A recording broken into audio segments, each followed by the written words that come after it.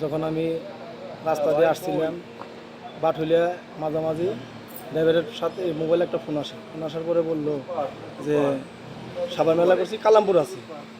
আমরা ওইভাবে চলে আস্তে আস্তে যখন আমরা নোয়ারাটি আসি, যখন আমরা ডাইনিং মুসার দিয়ে সাবার উঠে ঢুকি বাইদাপট্টিতে উঠে যখন আমরা ঢুকি তখন আপনি 2টা হুন্ডা 4জন লোক হেলমেট পরা এই আমাকে দেখে আমাকে সাইড দেওয়ার পরে একটা হুন্ডা আমাকে আগে গেল আস্তে আস্তে যাওয়ার পরে হট করে নাকি নেমে যাওয়ার পরে নামলো না, আবার সামনে দিয়ে আর ব্রেক করে হুন্ডাটা নামলো, একজন লোক নামলো, নেমে আরেকজনে এখানে আমার এই পিস্তল ধরলো, আরেকজনে এখানে আপনি ড্রাইভারও এই মুহূর্তে আপনার গাড়িটা বন্ধ করে দিল।